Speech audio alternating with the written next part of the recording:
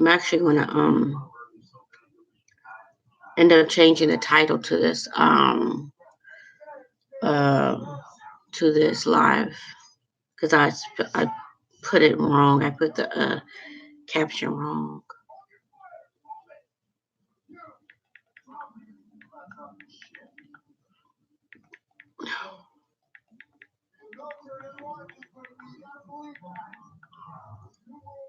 So um yeah, I'm gonna probably have to I'm gonna change the title of this live because I captioned it wrong. I wanted to talk about a couple things today. So let me say this first again. Good afternoon, good morning, good evening, wherever you are in your universe, your side of the world, country, or whatever. Hello to you, and I hope that you are having a pleasant um, day thus far. I'm over here in Virginia, and it's 12:48. And I originally named the title of this video. I wanted to say, be mindful of what you put in your spirit when you wake up in the morning and when you go to sleep at night, because um, waking up in the morning or waking up to a bunch of drama or negativity is never a good thing. That's one way the enemy will try to use you and seduce you during the day. Is I know for me, for my personal experience. So I'm very mindful of, when I get up in the morning and trying to, just keep positive, no matter what's going on, just, try to keep positive and, make the most of my morning or whatever. And that includes the contact that you have with people, whether it be your family, your husband, your wife, girlfriend, boyfriend, whatever, your children. Um, Try to, if it's a negative, try to turn it around and, make light of it and make it into a positive, encounter situation. The same thing with going to bed. You know how they say, one should never go to bed mad or whatever like that. I'm a believer of that. And that's the other thing, what you put in your spirit before you go to bed at night.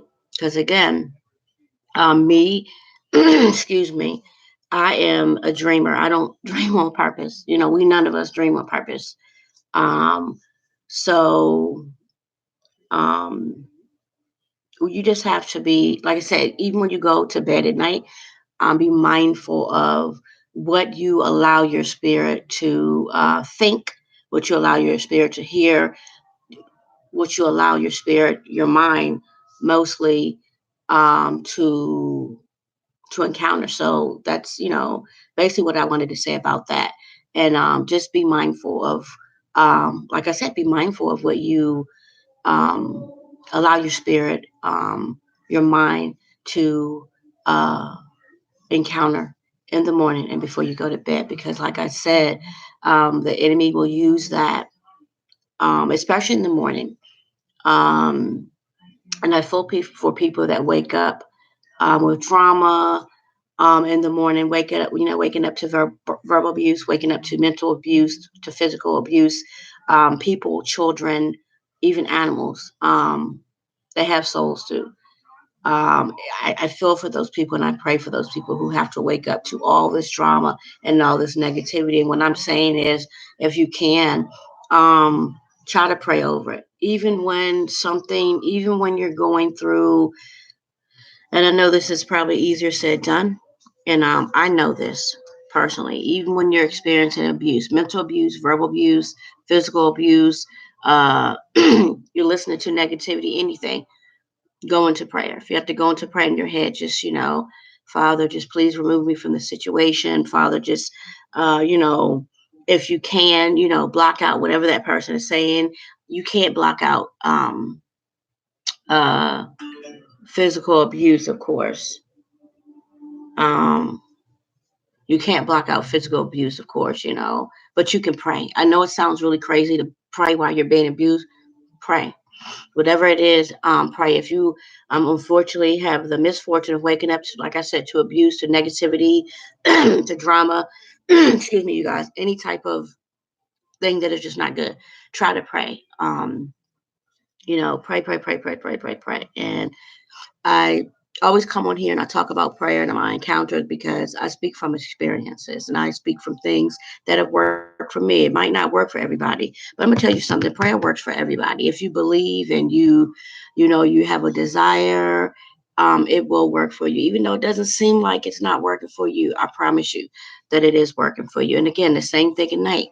Um, Again, I repeat myself: be mindful for what you allow on your spirit before you go to bed. If you're listening to negativity or drama, or you unfortunately, involuntarily are again being abused and listening to verbal abuse, or you're being physically abused, pray, pray, pray, pray, pray, pray. Because also while you're receiving that abuse, the enemy is sitting back, rubbing his hands together, figuring out how he's going to seduce you, how he's going to get into your mind. And he can do it in so many ways. One way he can do it is to tell you that you deserve it. And that's what he does with a lot of people that experience abuse. I myself have experienced the enemy telling me that I experienced that I deserve to experience that verbal abuse. I deserve to experience manipulation. That I deserve to experience also physical abuse, even as a child, as a teenager, and as an adult. In my childhood by parent, and in relationships and friendships, the enemy came in, and I wouldn't say that he convinced me, but he convinced me because I was going through it that I deserved these things, and it was something that I had did to warrant why that I was going through this. And that the fact of the matter is, no one deserves that. No one deserves any type of abuse. Um, you just don't, mentally, physically, verbally, none of it. It kills me. I tell people that I'm going on live and everybody thinks they're so special. You are special, but people are texting me. I just think that's rude as shit when people are coming to me or, texting me and, you know, just trying to make themselves known, and like humble yourself and have some respect. And listen, I told this person that I was doing live or whatever. But anyway, so that's my message to start out. To try to be cautious and mindful what you put on your spirit when you go to bed at night and when you wake up in the morning. See me, I can't do it. I am. That is what I'm. That's excuse me, guys. I am suffering from allergies. My allergies are just. Um. Wow, I'm that far in the movie already. Anyway, I that is one of my pet peeves. I try to be very cautious about what I put into my spirit, and how I go to bed. Um, Especially, like I said, especially when I wake up in the morning and when I go to sleep at night. When I wake up in the morning, and I'm not going to say that. Some people might be thinking, oh, well, that's unrealistic. No, actually, it's not. It's not realistic because this is what I want you guys to listen to something. I'm not going to play it long, but I want you guys to listen to something real quick. I'll be here, of course. I want you to listen to something real quick. I had to listen to it 2 and 3 times to really like understand it and really respect it. Not that I disrespected it, but like really gravitate to it. I was on YouTube. I got up because I woke up to a migraine this morning. I was not like really feeling good this morning. And I was like, so I went back to sleep. I just wasn't feeling well. Went back to sleep and I woke up. And the first thing I like to do, like I'm telling you guys now, is just put some positivity in my spirit or my brain. Positive, because it molds and shapes my day. So I went on YouTube, and after I prayed, of course. Um, and of course, remember I told you I follow this page called Lion of Judea. And the man talked about free will. And he was like, there is no such thing as free will. And I'm like, wait, what? But I had to listen to it to um, understand what he was saying. And just want you guys to listen to the play about, I want to say like 2 minutes of this. I hope that you guys are okay. respectfully log out. You don't have to listen to it, but I want you guys to listen to this real quick, and then I am going to say what I feel about what he says. 1 Thessalonians chapter 1, verse 4, where Paul writes to these people who used to worship idols, but have now become Christians. This is what he writes. Knowing, beloved brethren, your election by God.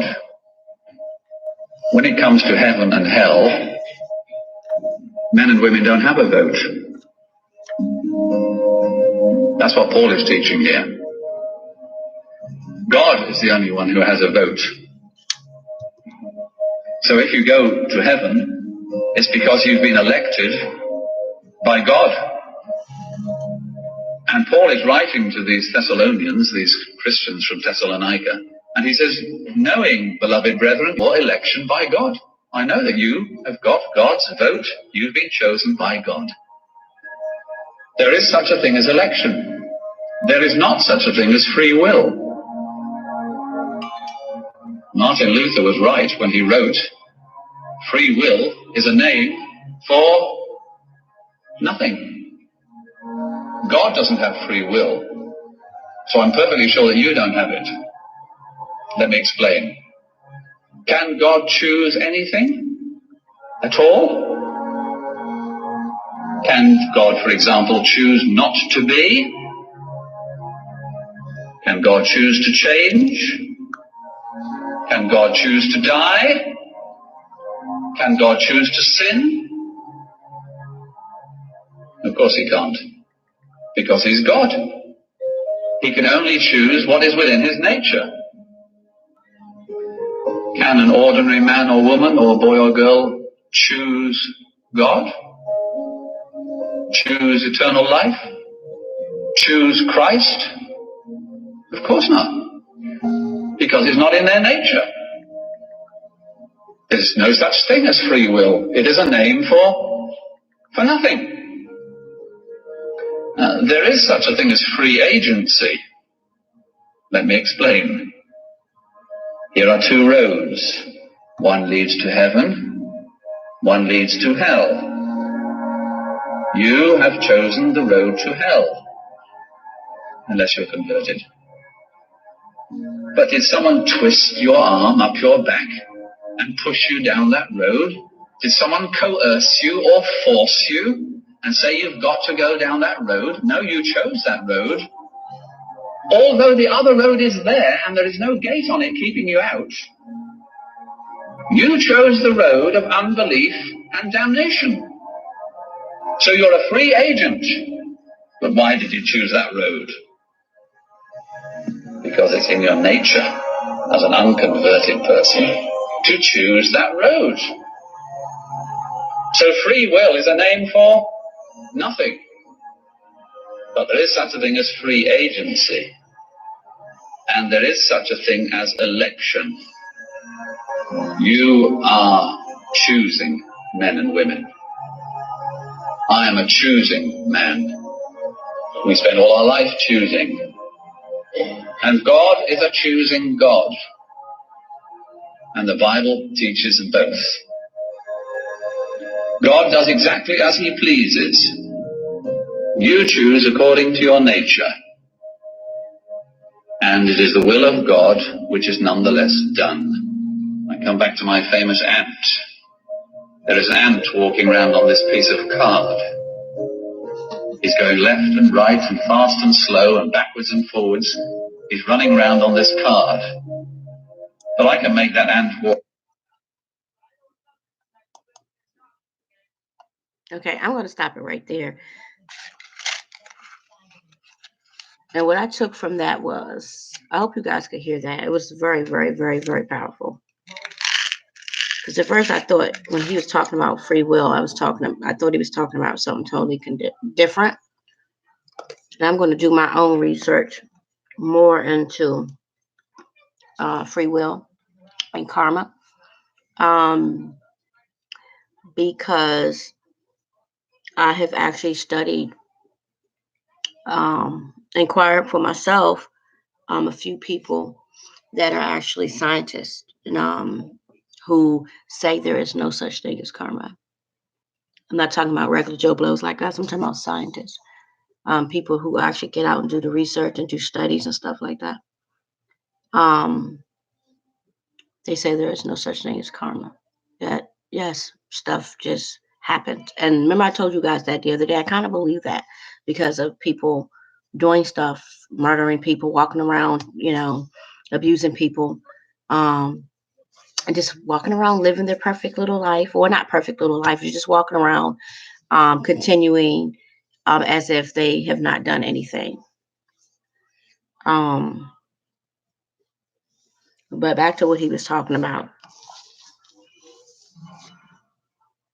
I spent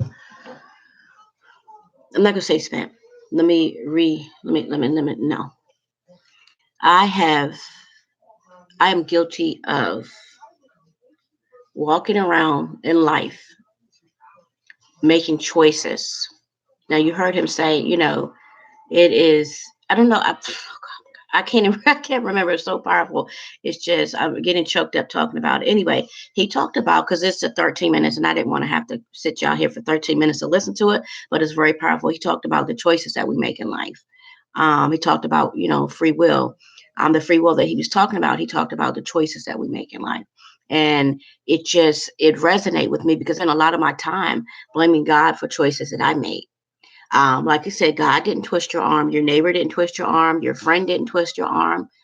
There are situations where people can coerce you or what's the word that I'm looking for? Influence you to do bad things. But at the end of the day, unless someone put a gun up to your head and was like, do this or I kill you, it was your choice to do it. And I spent a lot of my time and I've done it previously, walking around here with a pity party, talking about God, why you let me do that? Why didn't you protect me from this? And just blaming Yahweh, blaming Yahushua, fussing and growling at God for the things that I did of my own free will, of my own free choice. And some of those things I did, I'm not gonna say some of them, all of them, no matter, and I'm not going to make excuses for myself, no matter what state of mind I was in, because we as human beings will do that. We'll say, oh, I was distraught. So, I did A, B, and C, which is true. But for me, I am more and more wanting to take accountability, even though I was in a state of mind when I, did those bad things or said those bad things. For me personally, I'm growing, I'm evolving. So I am practicing taking accountabilities for, things that I've done, I've said. Um, but yeah, I spent a lot of time complaining and oh God, why did you let me do this? Or you knew that it was going to end up bad and you could have stopped me and this and all that other stuff. And that's where the free will part comes in. And I love how he said, there's no such thing as free will. And let me explain it to you. But there is such thing as free will. And I love that. That resonated with me so much because I have done that. I've done it previously, just in my pity party, blaming God for things and choices that I have made, conscious choices I've made, because I've made some really jacked up conscious um, mistakes.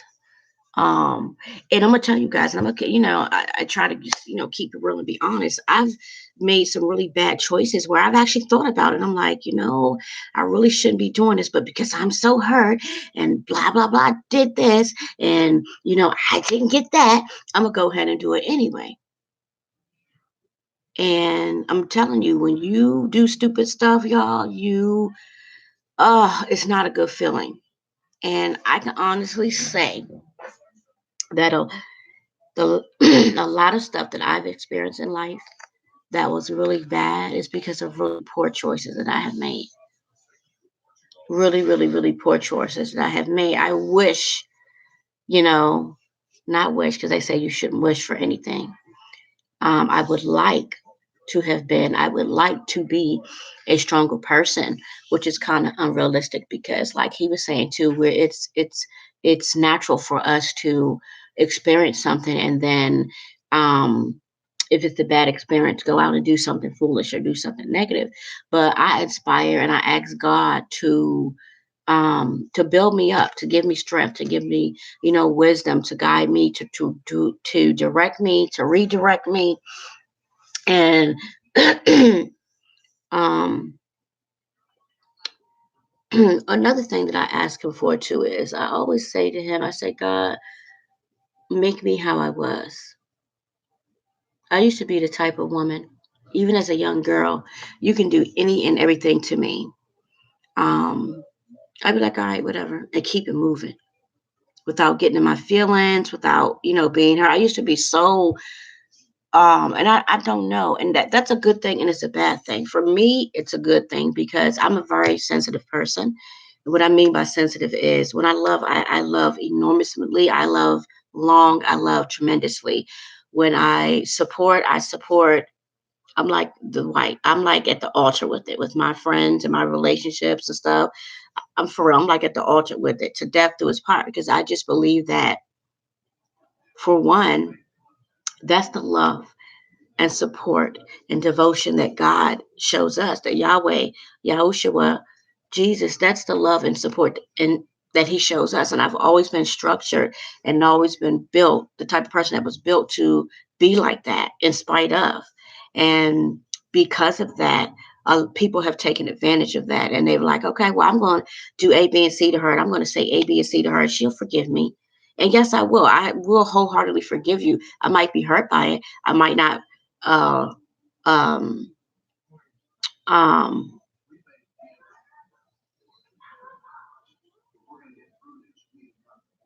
hold on for a second.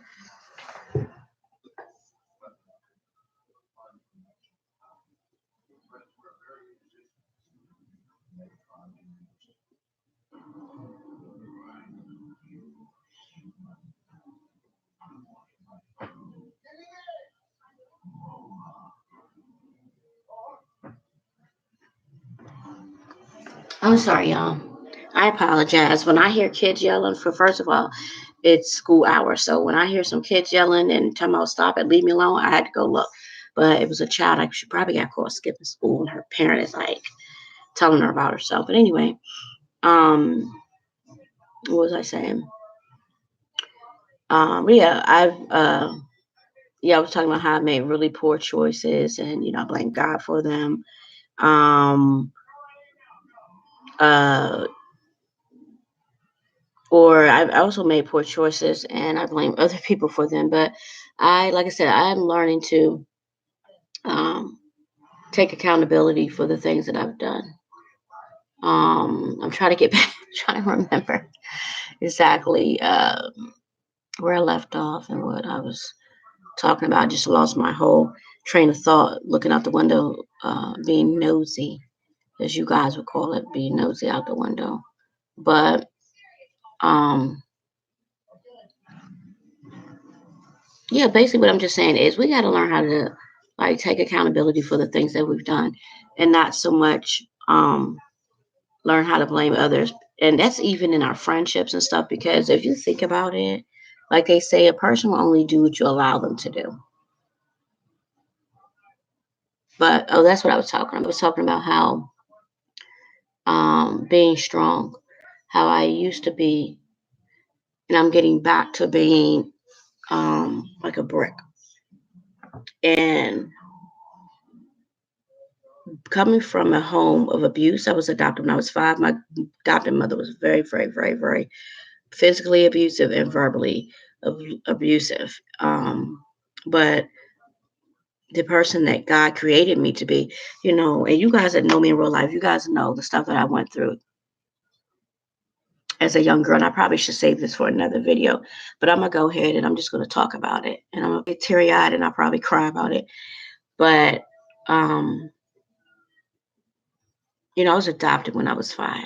And I kind of remember it a little bit. I'm look at me crying already. I remember some of it. Um, and it's weird because even though I went through a lot of verbal and physical abuse, my mother was very abusive, um, very physically abusive. She was the worst, worst, worst, worst, worst. Oh my goodness. And I used to say to myself, as I got older, when I realized I was adopted, I used to say to myself, how do you take someone's child that doesn't belong to you? You take someone's child and you make a promise before God and yourself to love that child and take care of that child and provide for that child, but you abuse that child. I never understood that. And I wasn't the only, a total, I'm sorry, I should have bought some dark chips. A total, my adopted parents adopted a total of 35 children. I think they had started adopting children in the, I want to say, the 70s. I don't know. I just know that I was 5 years old when I was adopted. I was born 1975, and I was 5 years old when I was adopted. And there was many other kids before me. I remember them. Um, Myself, and maybe like 5 other children were the last of the, children being adopted. But for some reason, myself, another young lady, from what I can remember, a little girl named Keisha, and my sister Tanya were the ones that were abused the most. Um, you be amazed, and this is why I give myself a pat on the back. And I don't care what you all or anybody else thinks. I am an amazing person because I hear about people being abused. They get older, they turn to drug addiction. They turn to, whatever it is that they turn to, not judging them. You hear about people being abused, even by real family members, mother, father, cousins, whatever. And they just grow up dysfunctional. They have family and children, and those kids are dysfunctional. I know that one of the dysfunctional things that I did as a youngster was join a gang, join the Bloods. And that's because I talked about this with you guys the other day because they showed me so much love. I don't think I ever finished that story, but they showed me so much love. And I was like, the only girl. I never had to be jumped in. I never had to do anything that I didn't want to do. I am like really blessed and I'm so thankful for that. But a lot of people don't have that privilege. Moving on to what I was talking about, but um,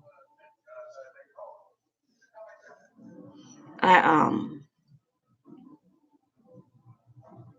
am proud of myself because went through a lot of abuse when I was I want to say from age like 7 to age um 15 when I finally ran away. I've been on my own since I was like 15 years old.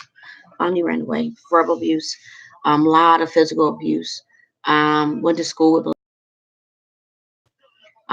This is why child services is the way they are. Yes, sweetheart, I'm okay today. Um, I had teachers that used to buy me lunch because I would come to school with no lunch money, and that wasn't at school. Because when you get in high school, you have to pay for your lunch or whatever. They do have programs nowadays where you can get lunch free, but the kids don't like that. I know my high school, you could buy lunch, and it was good too. You could buy stuff like French fries. They tasted just like McDonald's French fries. But I had two teachers who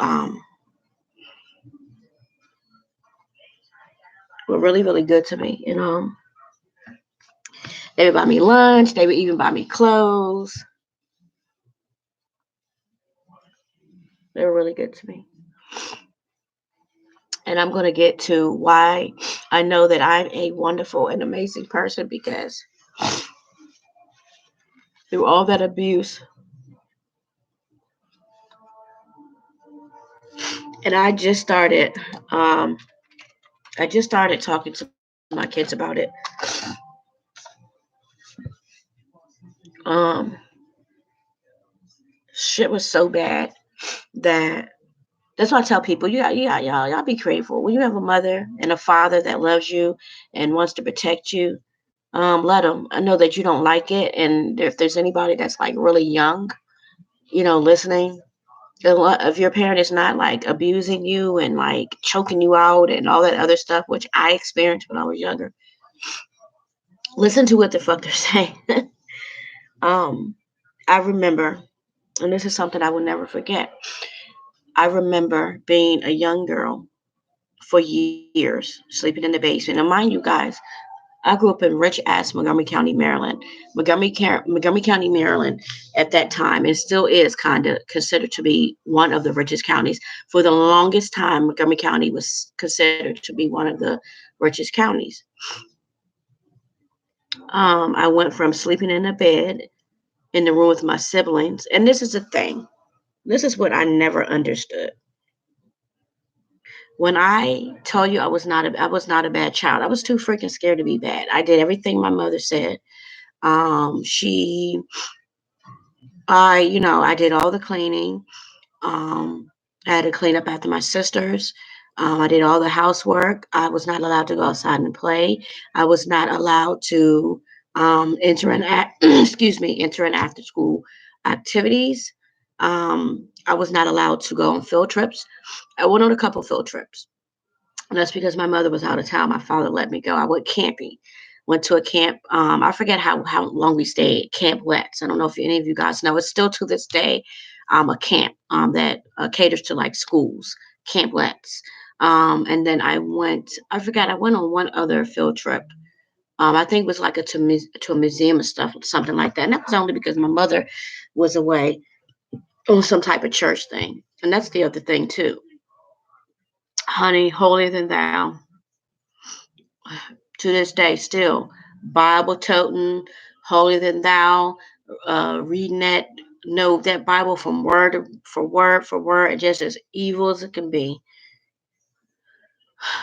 Anyway, so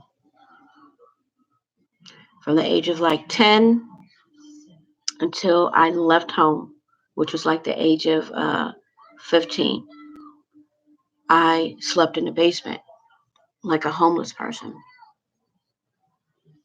I mean, like, you slept in the basement like a homeless person. You slept in the house. Nah, I slept in the house where in the basement, dark, cold basement. You guys know that when you know those lawn chairs when you go to the pool, and you know how the lawn chairs were made back in the 70s, 80s. They're not as sturdy as they are now. I think I've seen people with those lawn chairs still. Imagine being a child sleeping on one of those from the age of 10 to the age of 15. Imagine sleeping in a cold fucking basement on a lawn chair. Imagine not being able to eat with your family but wait, that's not it. Imagine being told um, you couldn't use the bathroom. Imagine being a child having to go outside to use the bathroom. Imagine having to use the bathroom outside and then use your clothing to clean yourself. Imagine that.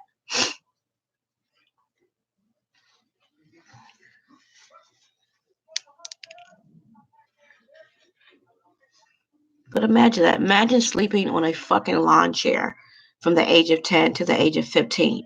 And you saying, I've had enough. I've had enough of verbal abuse. I've had enough of physical abuse. I've just had enough of fucking abuse. I'm sorry, I got tissue all over my face. Imagine that. For no reason. My adopted mother used to tell me, well, I don't like you. And the only reason why I adopted you is because they told me that I had to adopt you to get your sister. Imagine being a child being told that.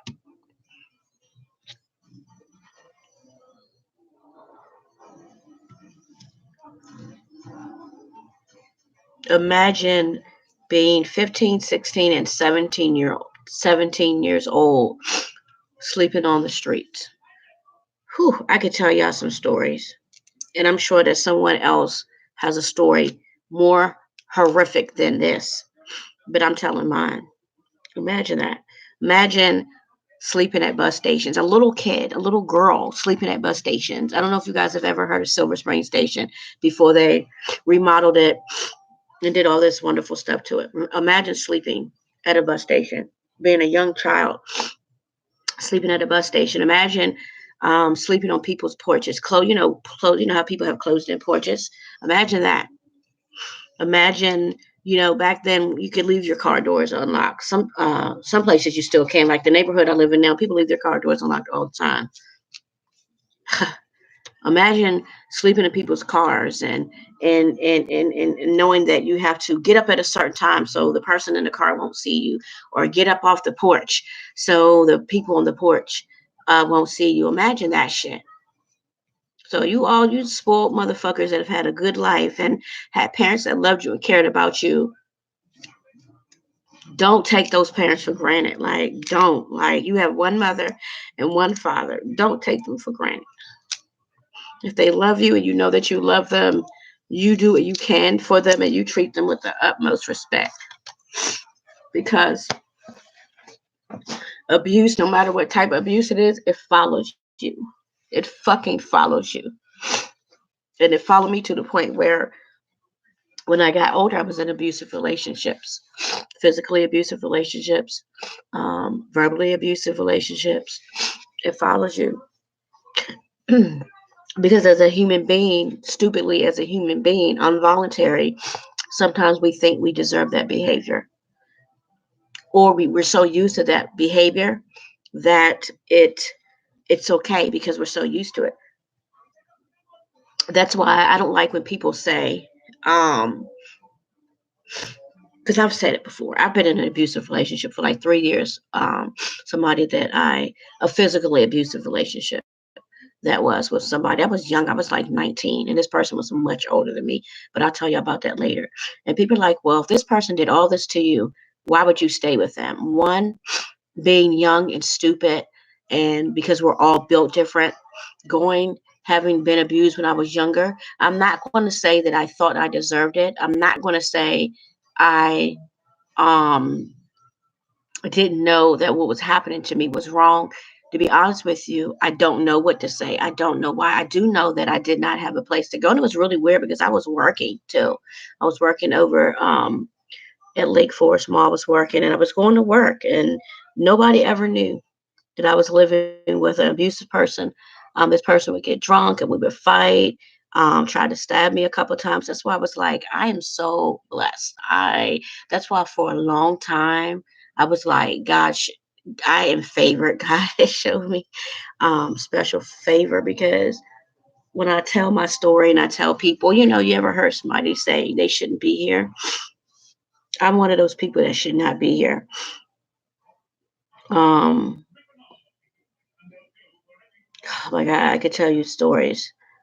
I remember being in the car, a 16 years old, being in the car with these two guys that I didn't even know, and we were getting ready to go to a club or whatever. It's me and my friend, this other girl, going and sitting in the car with these guys that we had met somewhere. And they were like, "You want to go to the club?" So we were like, "Okay."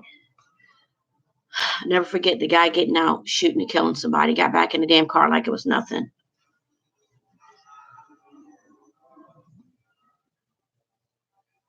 Mm. The stories I could tell you.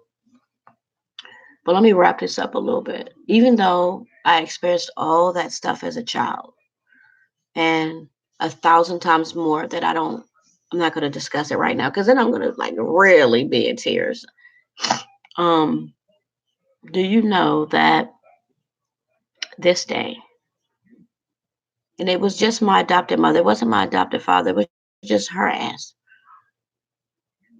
But this day, God has made me the wonderful woman that I am. Yes, I said it. God has created this wonderful woman who is me, who is Kim, that this lady has been on her deathbed so many times. Guess who was there? Guess who was at the hospital there? This girl right here. Um, after leaving home at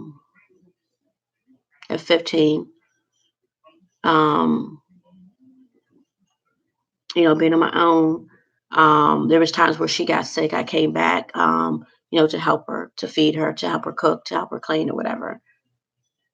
Never, and it's really weird when I think about it. When I was doing these things, I wasn't thinking, "Oh, this mean bitch, I shouldn't be helping her," or anything like this. I just did it because that's God, how God designed me to be. Was on her deathbed so many times, right? She's 85 now. Came back, helped her cook, helped her clean, helped her keep her house clean, stayed with her for a while. Um, Even doing that, she was still backstabbing. I would have my friends would call, ask for me. She would talk about me like a dog.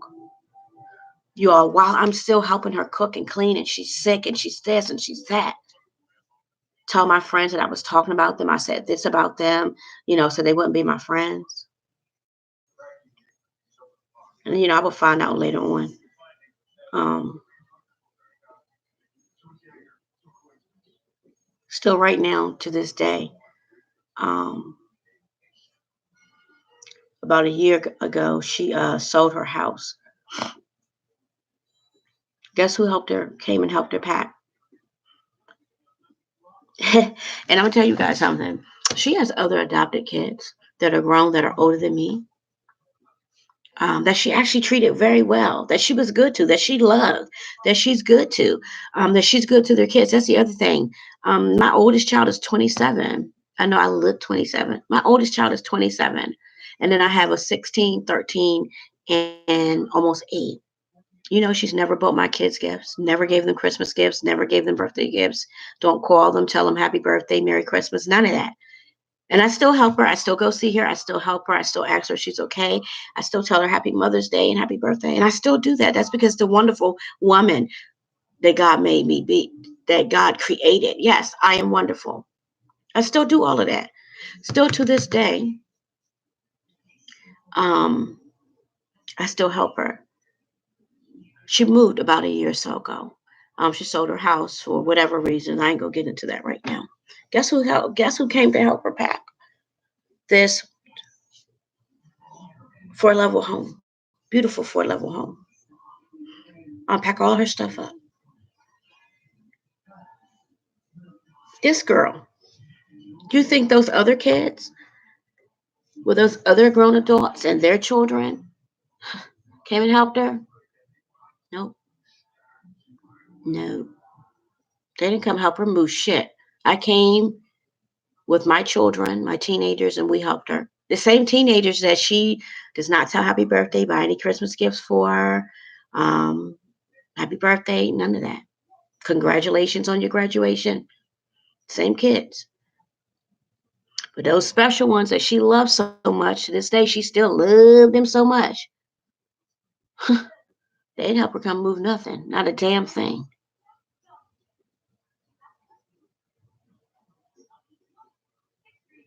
But it's all good though. I'm proud of myself, and I'm proud of the woman God created me to be, because who else gonna do something like that? That's why I get about feelings when people go out their way to do stuff to me that is not of God, that is not right. Because when I come, I talk a lot, as you know, 43 minutes of talking. Um, I don't intentionally tell my story, but I'm a very transparent and open person. And I believe in, friendships and dating, especially dating, to be very transparent and open. And it really baffles me that when you meet someone and you think you're going to spend the rest of your life with this person, or you just think that you have a good bond and stronghold and friendship with this person, and you tell this person all your business and all your trials and tribulations and all the things that you've gone through, and they tell you all their ups and downs and their trials and tribulations and the things they've gone through, and their story is like a billion times brighter than yours, how they came from a loving home and how their parents have been married for over some years. My parents were married, my adopted parents were married too. My father passed away. It's been about 8 or 9 years, and they were married when he passed away. But they come from this loving, wholesome family, and you didn't, and they know this, and they know all the stuff that you've gone through in life, and they repeat some of that by being mentally and verbally abusive to you. People like that really suck. But I pray for people like that. And like I was saying, like I said just yesterday, I've had a couple of people in my life that I just love with all of my heart, just all of my being, with all in me. I love everybody. And that have hurt me to the core. And I'm talking about to the core where I actually felt like I was broke. But what did I say? Because the woman that God made me, even though those people were awful to me and did whatever they did to me, I still see the good in those people. I believe that everybody has good in them. Every single person has at least an ounce of goodness in them somewhere, because we just weren't created like that. Maybe some of us were. I don't know. I don't know. But I choose to believe that everybody has good in them. Everybody has the potential to be good. Everybody has the potential to be better. And that's one thing I strive for, to be better. Be a better mother, a better listener, a better teacher. I already said a better listener, I acquire and strive to be better. I put in that effort um, to be better. But yeah, throughout all that, um, I still go and help her. And she's still just as two-faced as she wants to be to this day. People come and tell me out. She talks about me. She talks about my oldest daughter. But who are the ones helping her? Um, who are the ones helping her though? See, that's the shit I be talking about. You guys never heard me say, "Hey," and she just came up on my screen asking me about Mandarin 16. I don't even know what a damn Mandarin 16 is. But Miss Cortana, she'll probably blank my screen out again. Just came up. Nobody, like, she always in somebody's business. Her and Surrey. Hey, Surrey.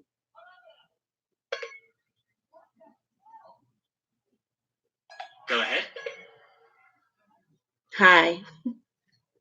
Hi, How are you, Surrey? I'm fine. Thanks for asking.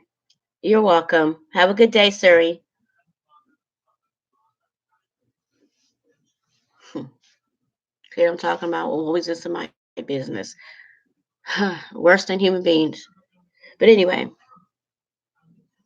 that's just a little bit of my story, my childhood horrendous story. But through all of that, I am amazing. I am loving. I am kind. I am devoted. I am a wonderful freaking person. A lot of times when people have suffered that type of abuse, they don't make it out like that. They don't grow up to be that.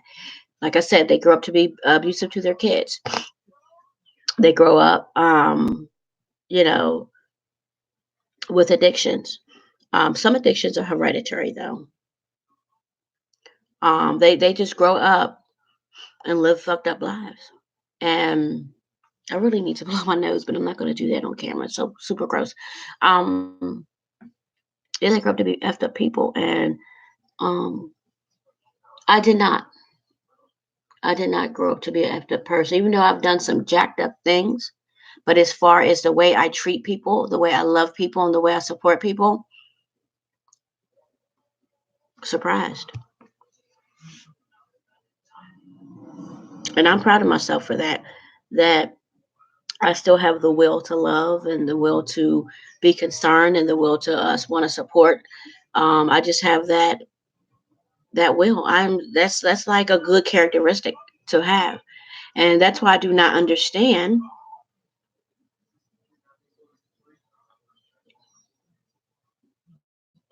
some of why I've gone through the things I've gone through with people in life.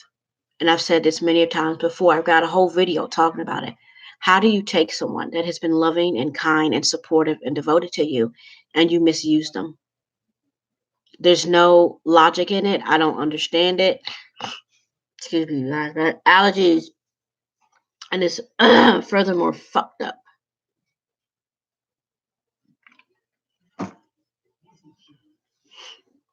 Real effed up. But I like to think that, as they say, every dog has their day. But I don't know, because part of me believes in karma. Part of me does not believe in karma, and I already told you guys why. Because there's people out here that do some like really heinous, hideous shit, and just trotting around life like ain't shit to it. Like they didn't do nothing. Like they just as good as gold. And meanwhile, there's people who are sitting in prison, sitting in jail, for stuff that other people have done, suffering, being abused in jail, being just going through it in jail for absolutely nothing. Meanwhile, that other person is just out walking around. I'm going to tell you guys about a young man. I don't even remember his name. This is how disgusting he is. And I wish I could remember your name so I could call you out. There's a young man who's sitting in jail doing life for a murder that he did not commit. But you guys want to know who committed the murder? His brother. His brother. This young man has been sitting in jail since, geez, you guys, the 80s. I believe he has life in prison. I don't know if you guys heard about the person that was murdered over in Wheaton, Maryland, over in the woods near Valleywood Drive over in Wheaton, Maryland. If you look it up in the paper, yep, I'm saying it. I don't give a fuck. Over there in Valleywood Drive, over there, that's considered to be Wheaton, Silver Spring, Maryland. Somebody was murdered in the woods. And they even say to this day that when you walk through the woods, you feel like somebody's scratching at your back. But anyway, this young man's brother is sitting in jail doing life for something he did. And he out here walking around, got family. Mind you, he's been in jail since the 80s. He out here walking around, got a family, doing good. You low down motherfucker. Excuse my language. Your own brother. Your own brother. I knew a guy that used to do stuff like that, but his stuff was minor. Matter of fact, he would do stuff like, because him and his brother look just alike. And I ain't gonna say your name. You know who you are. He do minor stuff though, like get a DUI and give his brother's ID because they look just alike. They weren't twins, but they look just alike. Get arrested and use his brother's name. When I was coming up, people used to do that all the time, and that's not cool though.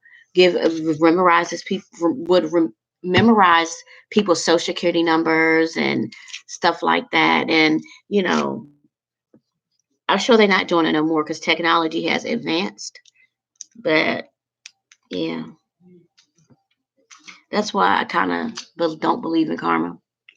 I've been doing my research on it for that reason, for reasons just like that, and reasons of my own where I've known, like I said, personally, of people doing things and out here walking around like I'm good, I'm good, I'm good, I'm good, I'm good. This is why I am understanding to why people do what they do in life.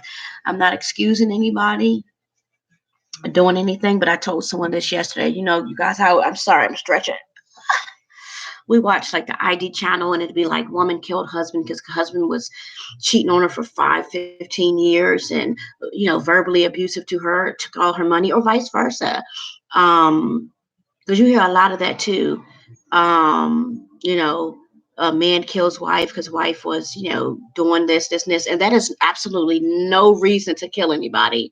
But we are human beings, and I tell you, I understand. I'm not saying that it's right, but I understand that people will push you to the point where you like, I'm gonna tell y'all something. I've been in a situation, and all I could say for months is, he gotta go. He gotta go. He gotta go. He gotta go.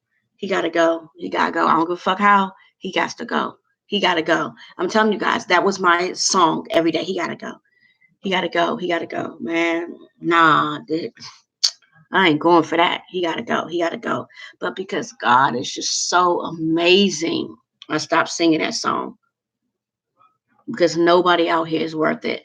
You and went and did something to somebody, you and went and killed somebody or injured somebody, and you sitting in jail, and they still out here walking around this earth, sad, crying, telling a sad ass story about what you undone to them, but ain't telling what they did to you for you to deserve what they did to you. And even that goes with the families. People out here, have had lost, loved ones or whatever due to the actions of their loved ones, and all they can say is, and I hate when people are like, oh, uh, Timmy was a good guy. She must have pushed him to do da da da da da. Da. No, I mean, no, she must have did something for him to be this way.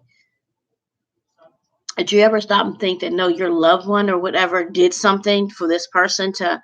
I'm only speaking on experience, y'all. We live in a fucked up world. People be out here just doing stuff without no, without even a second, like not without even like thinking about like the way they affect people.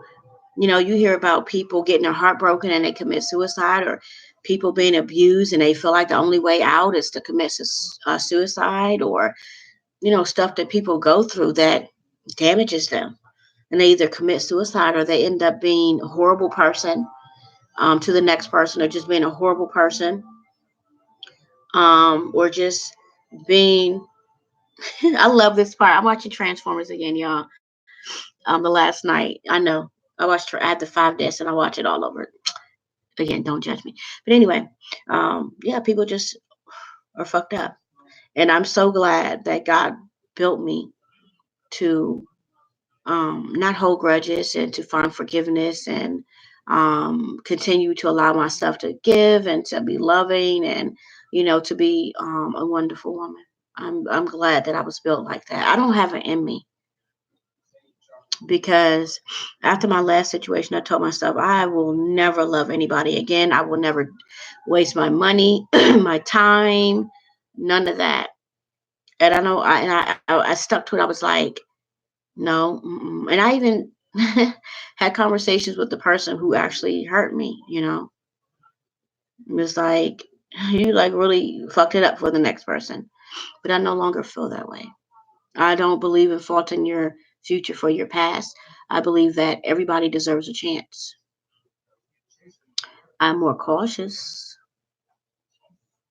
Um, to be honest with you, I'm not really. I don't know.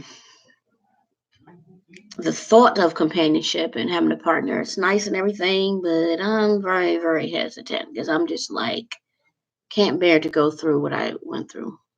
It just wasn't a cool situation. And but anyway, I am did not get a chance to do my 2 hour prayer challenge today because I woke up with a headache. And I know that wasn't nobody but the enemy. I did pray though. I prayed for about 30 minutes. I just prayed for you all. I prayed for my friends, and I told Yahshua, Yahushua, Yahweh, God, Jesus. I said, you already know my wants and my dreams, my desires. So I asked for repentance, like I always do. And I pray for my friends, and I pray for my friends' families. I have a friend whose mother has been in the hospital and been ill, and I pray for her deliverance and her, victory over her illness. I just, prayed all over, the people that are watching, that you guys have good days and that you and your family be healthy and blessed and all of that. I just was compelled to pray for someone else. I um, prayed for someone who's actually sitting in jail under some false allegations. A young lady has him in jail under some false allegations, and I asked God to give me the strength not to um, say anything to her. And I am, excuse me, going to continue to ask God to give me the strength to not say anything to her, because this person that is incarcerated directly affects me. Not, it really doesn't affect me, but it affects my child because my daughter's father has been incarcerated due to lies that his ex-girlfriend has made up on him. She has learned how to work the District of Columbia system, has learned how to work the system by going and lying to crime victims, saying that she's being abused and she's this, and this, and all this other stuff, when she has not been. They even had a baby together. All of a sudden, the baby's not his. This, and this, and I have a 16-year-old daughter who needs her dad, and but like I told him, it's your fault because people tried to warn you about this girl. She's one of them. Not saying that everybody from Louisiana that came up from the flood is a bad person. I'm just saying because that's where she's from. She, when they had that really horrific flood down there, she was one of the refugees, I guess, or whatever, who migrated to the DMV. But anyway,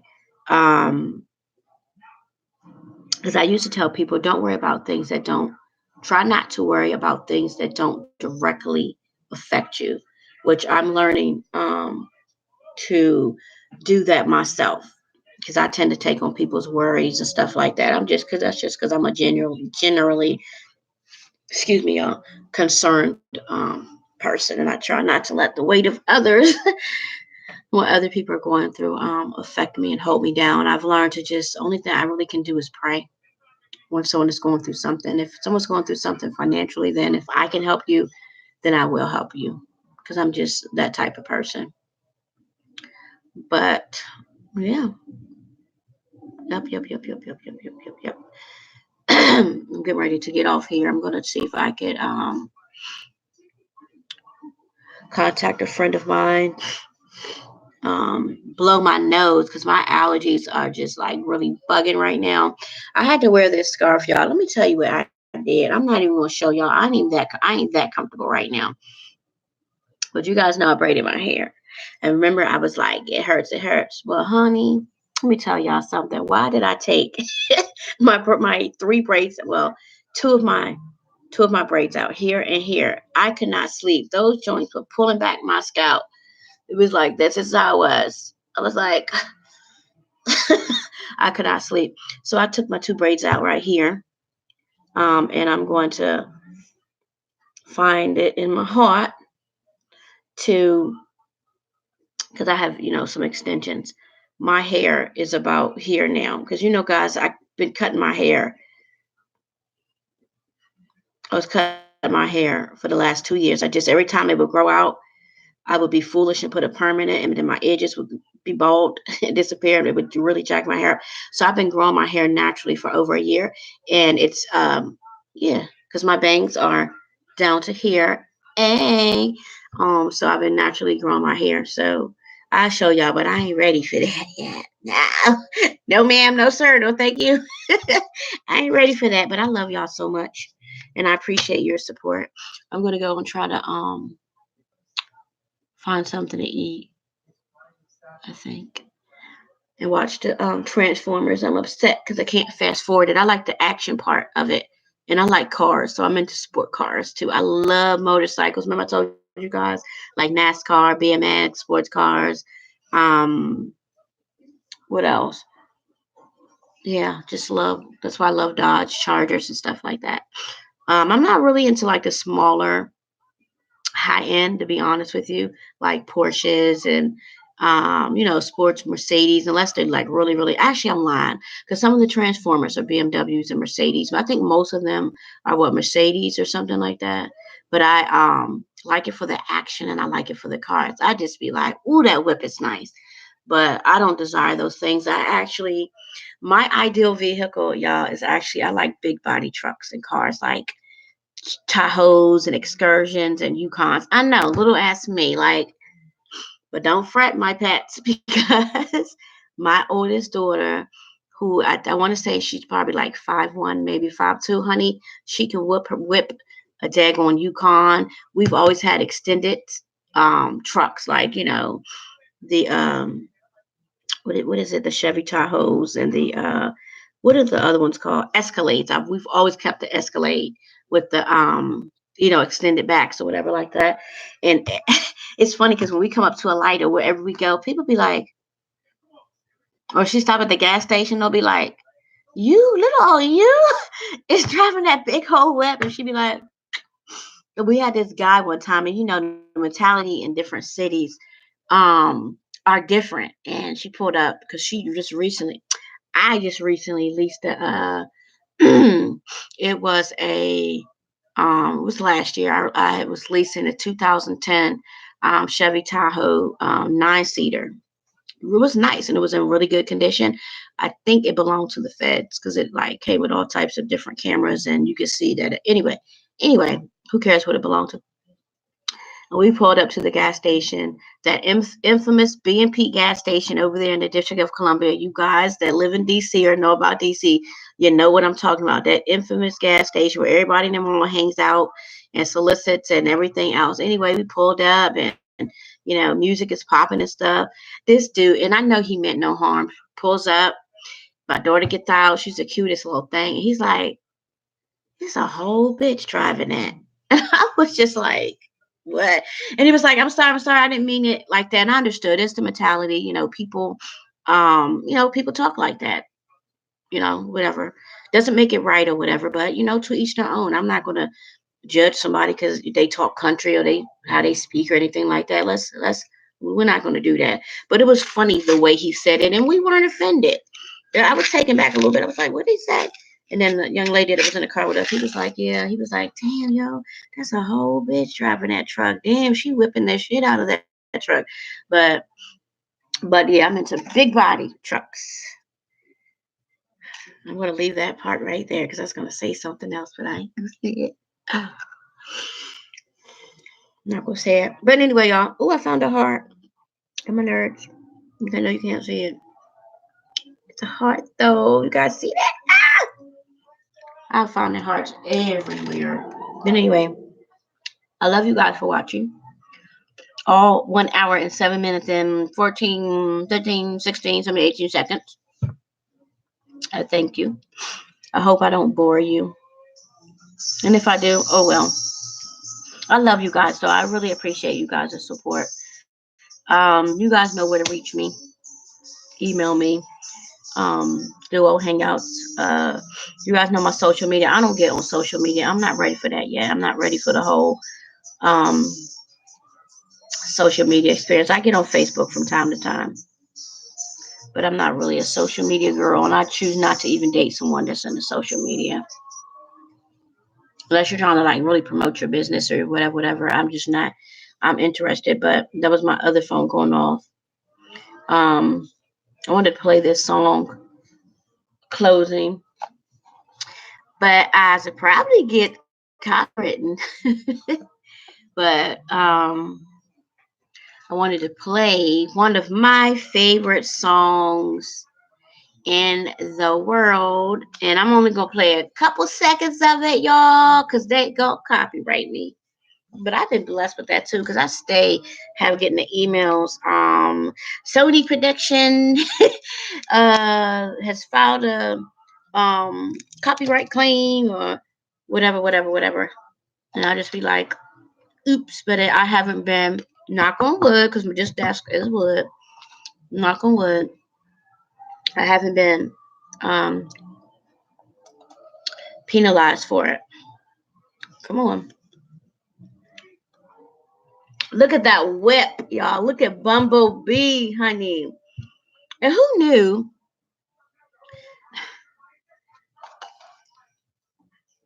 Can somebody explain to me why they never showed how Bumblebee you know how Bumblebee separates and then it comes back together again? I never knew that. I never noticed that. They never did, Transformers, they never cease to amaze me. Play a little bit of my song real quick, y'all, and then I'm gonna let y'all go and let y'all get back to being great and wonderful. Being great and wonderful, and hope you get copywritten. I think the police cars and the Transformers, I think they're actually Dodge Chargers. Oh, so let me just sing this song. I ain't gonna sing the song. I do know how to sing. I tried it a couple times on here. It sounded a mess, but I really do know how to sing. Um, I just want y'all to hear one of my favorite songs. My 8-year-old, well, she about to be E, actually knows this whole doggone song. I hope it doesn't come up with commercials.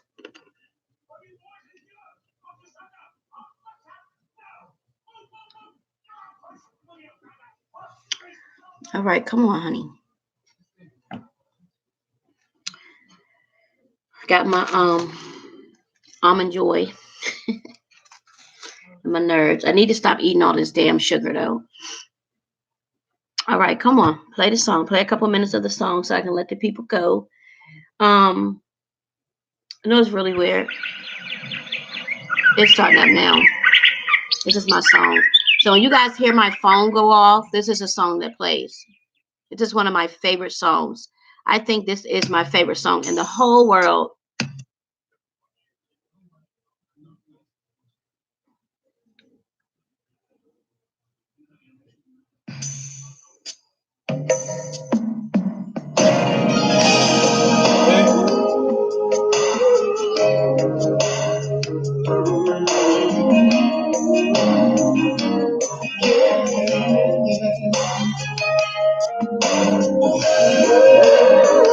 Honey, Johnny Gill sang his off in this song. That young man could sing.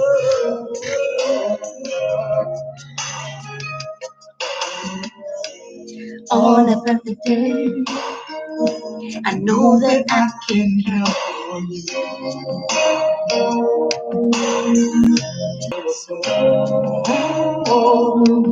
Cause I need somebody who will stand by me through the good times and bad times. He will always be right there. Sunny day. Everybody loves them. Tell me, baby, can you stand the rain? Oh, but this we know for sure. This we know for sure. Can you stand the rain? Love unconditional. I'm not asking, just got to make it last. You got to make it last. I'll do whatever needs to be done. Cause I need somebody who will stand by me. Okay, you guys, I'm gonna get copywritten doing this. Cause the damn song. I'm gonna get copywritten. Cause I sang most of the whole song, y'all. No, that's my song. I remember dating someone, the crybaby. And I asked him, I was like, can you stand the rain? He was like, what are you talking about? I was like, can you stand the rain? In relationships, there'll be good times and bad times. They will always. He was like, yeah, honey. He couldn't stand 5 minutes of the rain. But anyway, guys, that's a wrap. So let me wait for my, who is that? Sony Records, right? Wait for my little email from Sony Records telling me that I have a YouTube copyright. The Sony Records copyright claim. But I love you guys for real. And remember to, to love somebody for real, love somebody on purpose. But it starts with yourself. It starts with self-love. Love yourself first. And while you're loving yourself first, demonstrate that.